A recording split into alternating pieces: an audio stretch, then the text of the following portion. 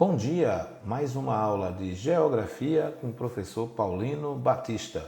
Bom, hoje a nossa temática será Cartografia e a leitura do mundo.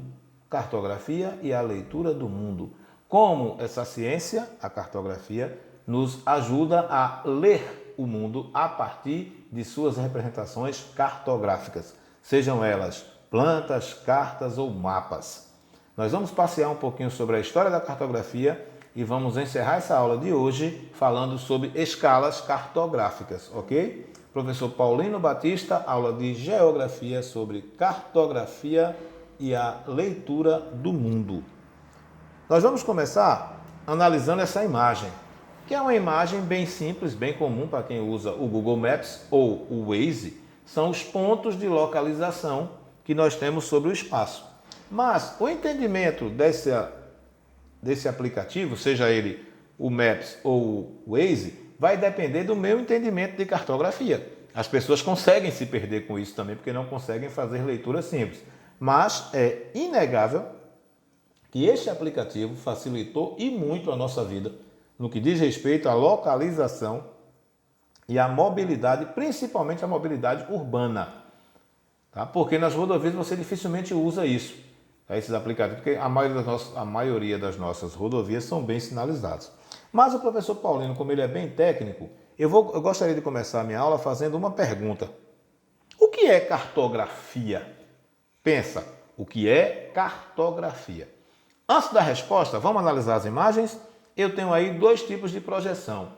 Duas projeções cilíndricas, as superiores, e uma projeção plana, tá? Ou a projeção de Mercator, que também é uma cilíndrica planificada.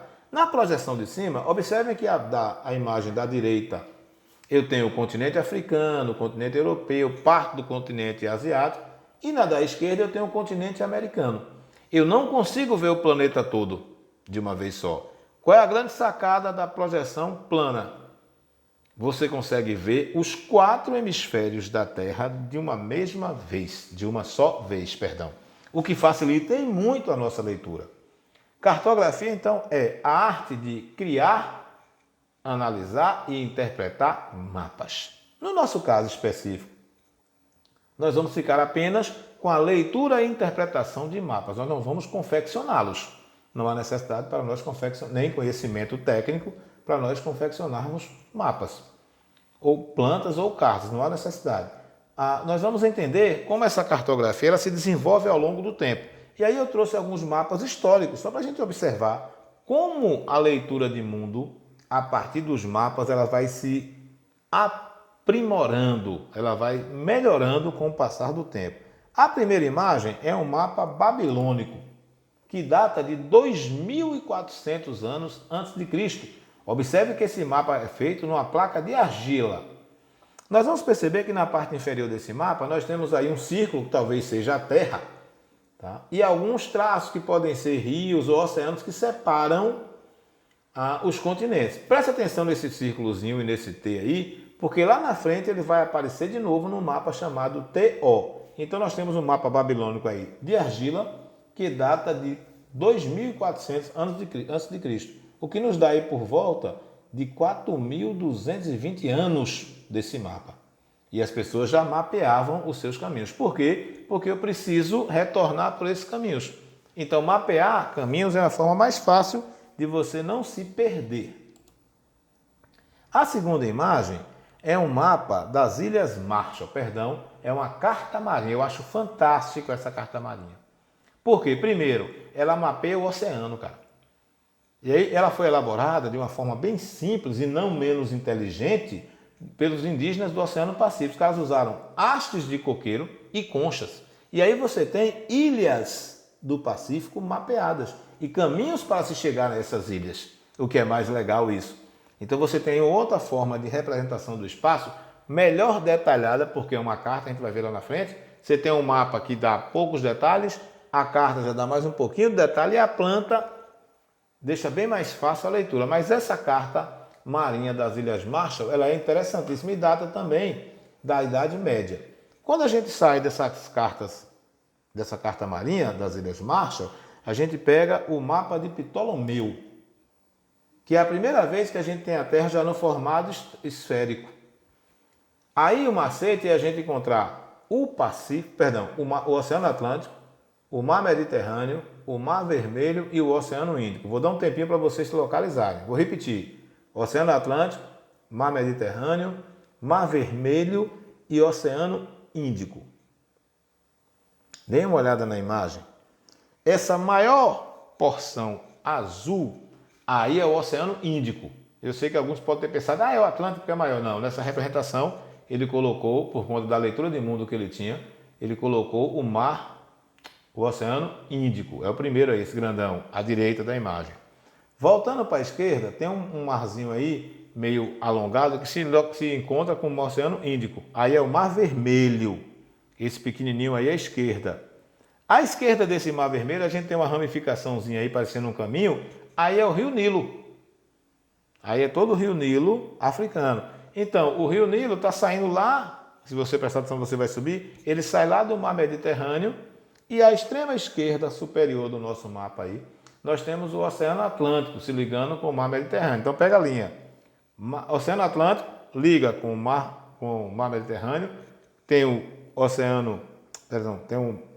Mar Mediterrâneo, depois tem o Mar Vermelho e só então o Oceano Índico, que nessa imagem aparece como o maior oceano que Ptolomeu conhecia. Lembrem-se, hein? Esse mapa de Ptolomeu, ele vai contribuir muito para as projeções cartográficas, porque é a primeira leitura do mundo esférico. A Terra com formato esférico. Nós estamos falando de Idade Média. Eu não vou nem discutir terraplanismo agora, tá? Outro mapa interessante é o mapa TO. Lembra que eu falei dos babilônicos? Se você pegar essa imagem aproximada dos babilônicos, eles são bem parecidos. Mas esse aí já foi elaborado por Isidoro e teve uma interferência da Igreja Católica. Por quê, professor? Porque o T simboliza a cruz de Cristo e o O de onipotência de Deus. Vamos para o mapa? Lá eu tenho Ásia, Europa e África, os 3 continentes conhecidos à época. Ao redor desses 3 continentes eu tenho o mar ou o oceano e as pessoas acreditavam nessa época que a Terra era plana. Eu estou falando de Idade Média. E se você navegasse no oceano até o horizonte, você ia acabar caindo no inferno. Porque pós-oceano, você ia cair num abismo e para a igreja esse abismo seria o inferno. Então, o continente americano, a Oceania, a Antártida não eram conhecidas ainda.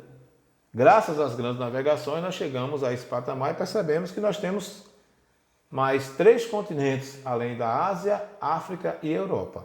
É uma leitura de mundo bem preconceituosa, bem fechada. Eles acreditavam que além dos oceanos era um inferno e que o oceano era ocupado por monstros marinhos, mas fica para uma outra aula, uma aula presencial, para a gente poder discutir isso em sala de aula, ok? Então esse mapa TO também faz parte da evolução da cartografia. O próximo mapa ele já traz uma riqueza. Por quê, professor? Porque não são mapas, vão ser cartas. Eu tenho agora as cartas portulares. Por que o nome portulares? Porque vem de portos. Então nós temos aí já uma riqueza de detalhe no interior dos continentes. Esse mapa aí abarca o Mar Mediterrâneo, a Europa na parte superior e a África na parte inferior. E apareceu um pedacinho da Ásia, mas ali ainda é Europa, tá? Aí eu tenho já detalhes dos continentes, como os feudos. Eu já tenho uma noção aí de norte magnético da Terra, porque eu tenho várias rosinhas dos ventos.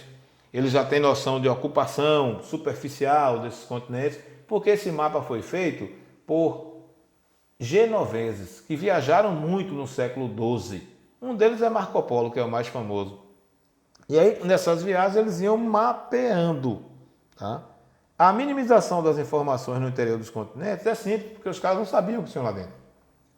A maioria dos feudos retratados, e sem prestar atenção, eles vão estar na porção litorânea. Mas é legal que você já vê aí o Estreito de Gibraltar, você consegue ver a Itália, algumas ilhas da Itália, a Grécia, tá? Alguns tribos africanas são representados também no mapa da África. Já há uma evolução nesse mapa. Para nós podermos chegar no principal mapa que nós vamos discutir hoje, que é o de Mercator. Olha a data do mapa de Mercator, 1569, ele revoluciona a cartografia ao construir uma projeção que leva o seu nome. Que projeção é essa, professor, de Mercator? Está aí na tela. É o mapa mundi como a gente conhece hoje em dia, com os continentes todos pintadinhos, cada um de uma cor. Os grandes baratos de Mercator, tá?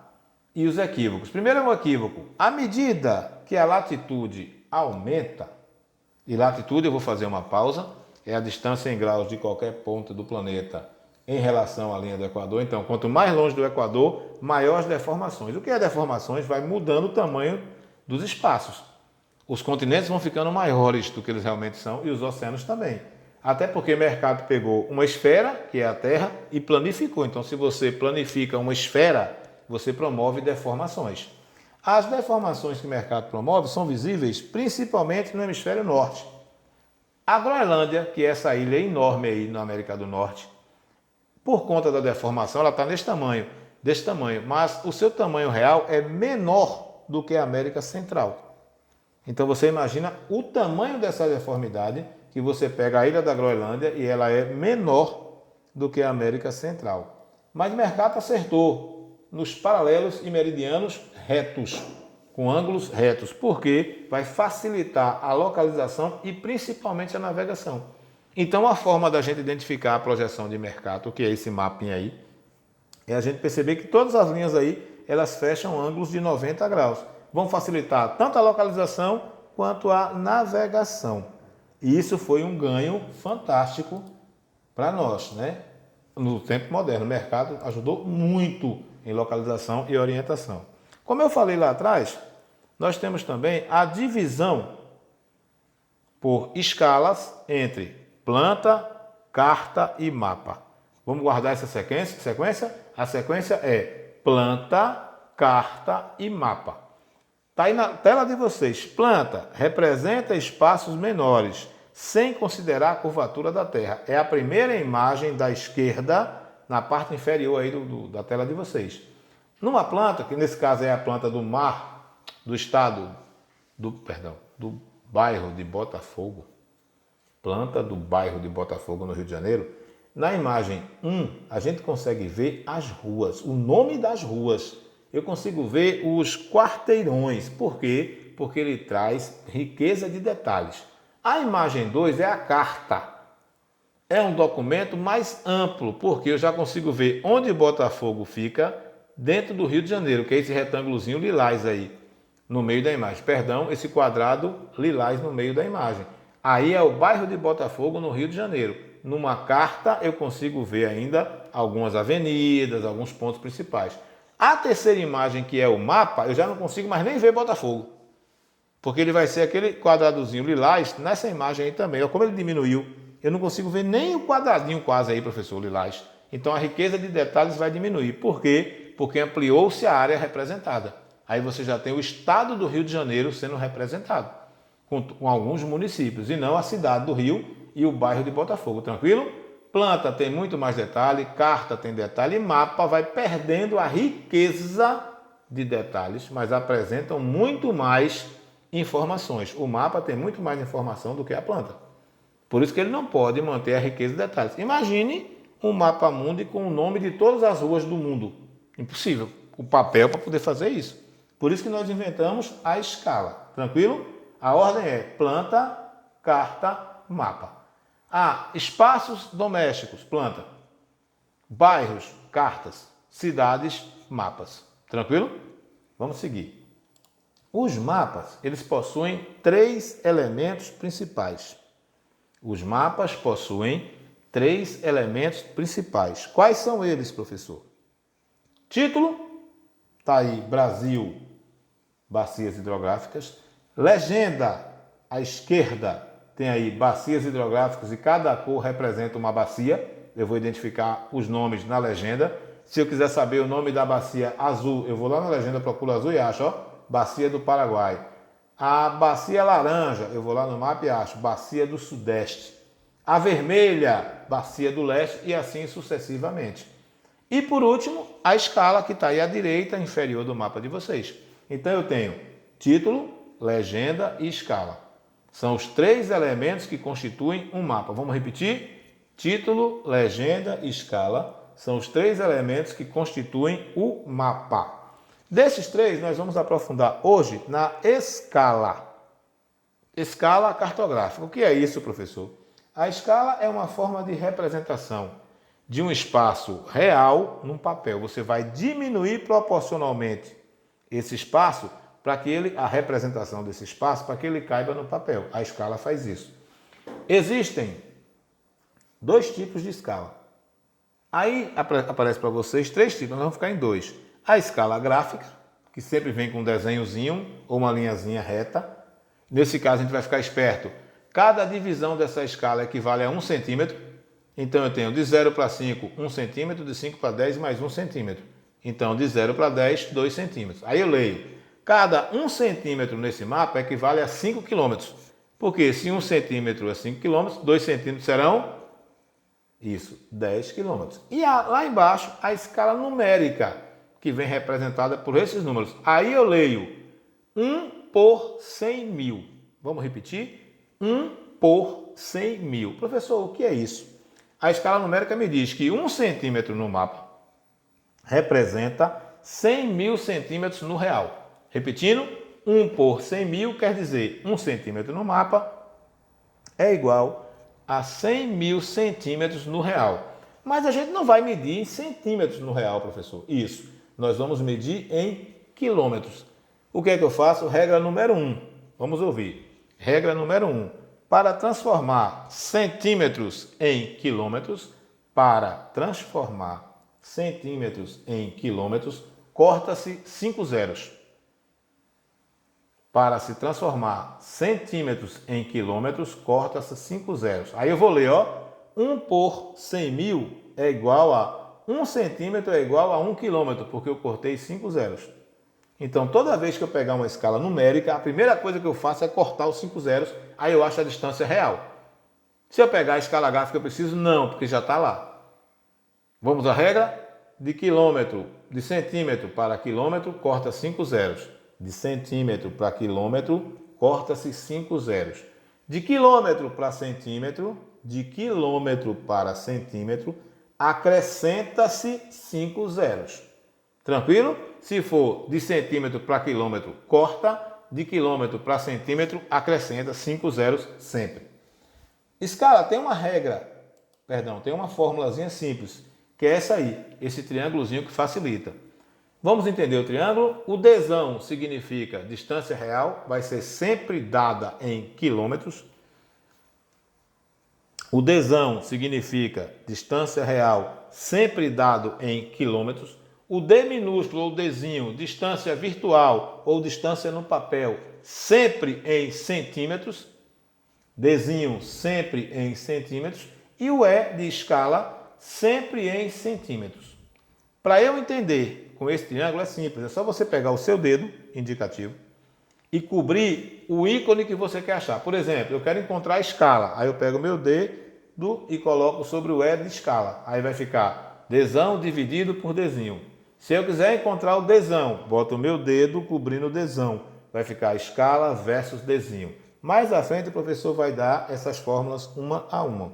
Lembrando, hein?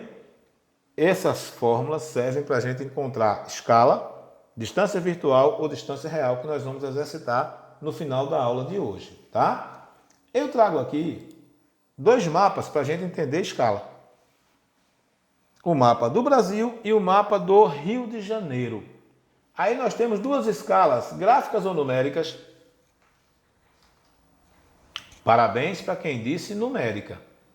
E aí, lembra como é que a gente lê? A escala de cima, eu vou ler 1 por 25 milhões. 1 por 25 milhões. A escala verdinha do Rio, eu leio 1 por 4 milhões. 1 por 4 milhões e 1 por 25 milhões. Qual dos mapas tem maior riqueza de detalhe? Óbvio que é o mapa do Rio de Janeiro. Aí a gente já guarda, quanto maior a escala, menor a riqueza de detalhes. Quanto maior o denominador, que é aquele númerozinho lá, 25 milhões, quanto maior o denominador, menor a escala. Vamos copiar aí certinho? Quanto maior o denominador, menor a escala. Quanto menor o denominador, maior a escala. Ou seja, denominadores pequenos, grandes detalhes. Denominadores grandes, pequenos detalhes. É inversamente proporcional. Lembra? Quanto maior o denominador, menor a escala. Quanto menor o denominador, maior a escala. Menor ou maior escala envolvem riqueza de detalhes. Pequena escala, pequena riqueza de detalhes. Grande escala, grande riqueza de detalhes. Tranquilo até aqui? No mapa amarelo, cada 1 centímetro equivale a quantos quilômetros? Lembra da regra que o professor falou? No mapa amarelo, cada centímetro equivale a quantos quilômetros? Parabéns para quem disse 25 quilômetros.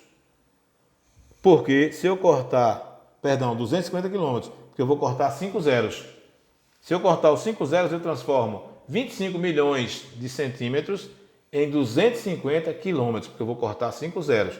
1 centímetro nesse mapa amarelo corresponde a 250 quilômetros. Observe que não aparece o nome de nenhuma cidade, porque dificilmente a gente vai ter uma cidade com 250 quilômetros de extensão. Tá? Então, assim, não aparecem os nomes. Já no mapa menor, você tem os municípios ali do Rio de Janeiro, porque cada centímetro aí equivale a 40 quilômetros. E aí eu tenho cidades, municípios bem maiores do que 40 quilômetros. Então fica fácil a visualização. Eu tenho 1 por 25 milhões, que é igual a 1 centímetro, é igual a 250 quilômetros. E 1 por 4 milhões equivale 1 centímetro a cada 40 quilômetros. Qual tem a maior riqueza de detalhes? O do Rio de Janeiro. Tranquilo? Vamos adiantar. Lembra que eu falei das fórmulas? Elas vão aparecer aí, ó. Se eu quiser achar escala, fórmulas para achar escala, eu vou pegar o dzão, que é a distância real, e dividir pelo dzinho, que é a distância virtual. Se eu quiser encontrar a distância real, eu vou pegar a escala e multiplicar pela distância virtual. E se eu quiser a distância virtual, eu vou pegar a distância real e dividir pela escala. Lembra que eu falei do indicador cobrindo as letras? Vamos lá? Para encontrar a escala, divide distância real por distância virtual. Para encontrar a distância real, multiplica escala por distância virtual. E se eu quiser encontrar distância virtual, divide distância real por escala. Na dúvida, volta essa aula e ouve o professor repetindo. Aqui eu tenho os indicativos, E de escala, D de distância real e Dzinho de distância virtual. Não esquece isso, por favor. Pensando numa aula mais significativa, eu trouxe alguns exercícios para nós praticarmos. Pega aí caneta e papel para a gente fazer algumas atividades. Enquanto isso, eu vou repetir. As fórmulas são simples. Para encontrar a escala, distância real dividido por distância virtual. Para encontrar a distância real, escala vezes distância virtual. E para encontrar a distância virtual, distância real dividido por escala. Agora sim, pegamos o material, vamos praticar. O professor vai contar aqui no relógio dele 3 minutos para vocês resolverem essa questão. 3 minutos contando de agora.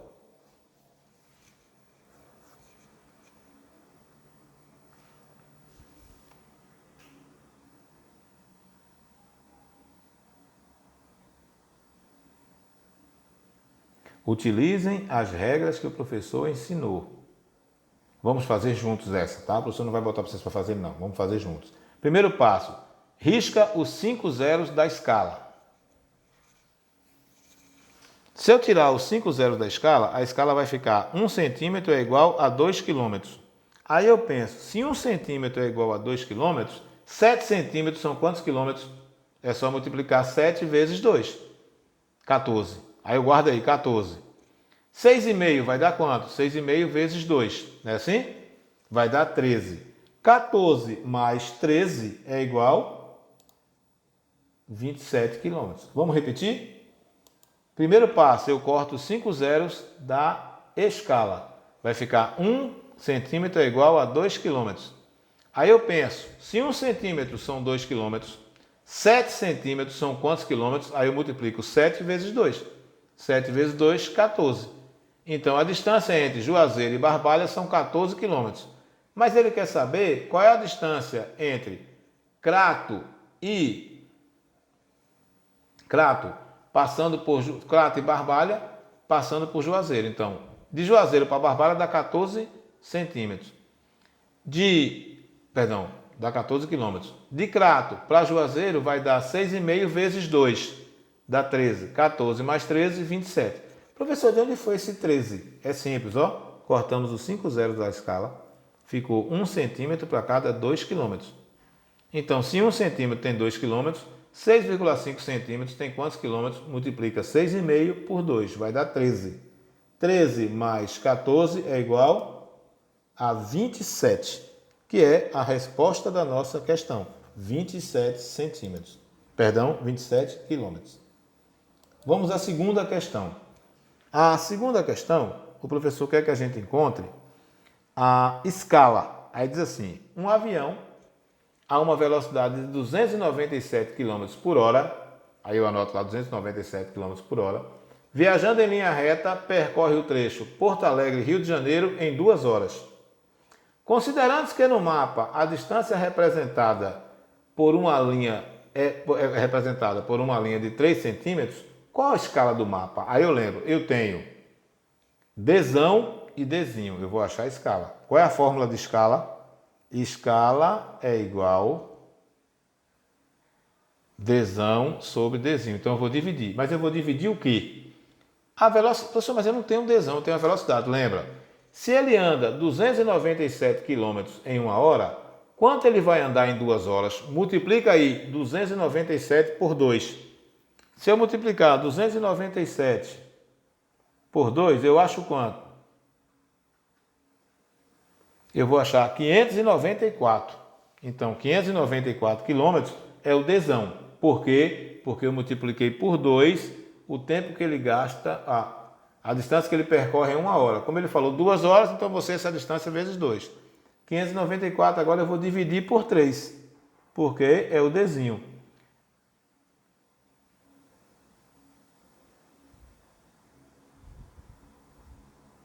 Aí eu vou achar 190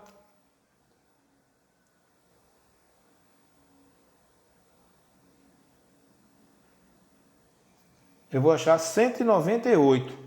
Mas aí eu achei 198 quilômetros. Eu faço o quê? Acrescento 3 zeros. 198 mais 3 zeros, 19.800. A alternativa correta é a letra E. Vamos repetir com o professor? O que foi que a gente fez aí? Primeiro, eu peguei a velocidade, 297 km por hora. Aí eu leio, ó, em 1 hora ele anda 297 km. Mas o texto diz que ele percorreu em 2 horas. Então eu pego esse aí e multiplico por 2. Porque se ele fez 297 em 1 hora, ele vai fazer 594 em 2 horas. Achei o Dzão. Aí eu boto lá, Dzão é igual 594. Passo a linhazinha embaixo. O Dzinho já está aí, 3 centímetros. Como é a regra para achar a escala? Escala é igual Dzão dividido por Dzinho. Aí eu vou botar 594 dividido por 3. Vai dar 198. Mas aí vai estar em centímetros. Quando eu acrescentar 5 zeros, vai ficar 19 milhões e 800 mil, que é a escala. 1 por 19 milhões e 800 mil. Cuidado, porque esse 1 por não faz parte dos nossos cálculos. Ele já vai estar na resposta. Tranquilo? Posso passar para a próxima? Vamos lá. Próxima questão. Diz assim, interpretando a ilustração acima, concluímos que a distância em linha reta entre Vitória e Belo Horizonte e entre Vitória e Rio de Janeiro é respectivamente. Cuidado, ele quer saber primeiro de Vitória para BH e depois de Vitória para o Rio de Janeiro. Porque ele fala respectivamente, então tem que ser nessa ordem. Primeiro passo aí, a gente vai procurar o Dzão. A primeira coisa que a gente faz é cortar 5 zeros. Se eu cortar 5 zeros da escala, se eu cortar os 5 zeros dessa escala aí, eu vou ter 1 por 77 quilômetros. Vamos repetir? A ilustração acima, interpretando a ilustração acima, concluímos que a distância em linha reta entre Vitória e Belo Horizonte e entre Vitória e Rio de Janeiro é respectivamente de... Cuidado com a palavra respectivamente. Ele vai querer saber primeiro Vitória BH e depois Vitória Rio. Qual é o macete aí que o professor Paulino ensina? Primeiro a gente corta os 5 zeros da escala. Vai ficar 1 por 77. Aí lembra, 1 centímetro é igual a 77 quilômetros. Se 1 centímetro é igual a 77 quilômetros, a distância entre Vitória e BH é de 4,5. Aí eu pego 4,5 e multiplico por 77. Depois eu pego 5, que é a distância do Rio para Vitória, e multiplico por 77. Vamos repetir? Primeiro, a multiplicação será 77 vezes 4,5 e depois 77 vezes 5. Aí nós vamos achar a letra C como resposta. A resposta seria a letra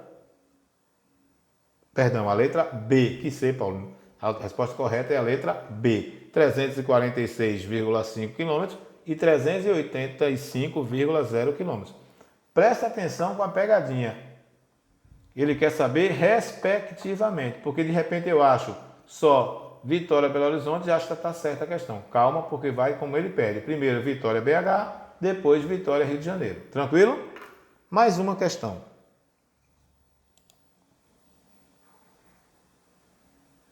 Essa questão vocês vão fazer sozinhos em casa. Ela vai aparecer a resposta no final, tá? Mas seria interessante que a gente fizesse sem olhar a resposta, porque o professor vai comentá-las na nossa aula presencial muito em breve. Ok? Tá aí a resposta da questão. Eu tenho mais 3 questões aí para frente para vocês fazerem. Tá? Então vamos ficar espertos, porque nós temos essas questões para serem feitas de forma virtual. O professor vai sempre trazer a resposta, para todas as questões, mas eu queria que vocês tentassem fazer sem consultar essas respostas primeiro. Depois só confere, ok? Terminamos por aqui mais uma aula de Geografia com o professor Paulino. Eu espero que vocês tenham gostado. Fiquem com Deus e até o nosso próximo encontro.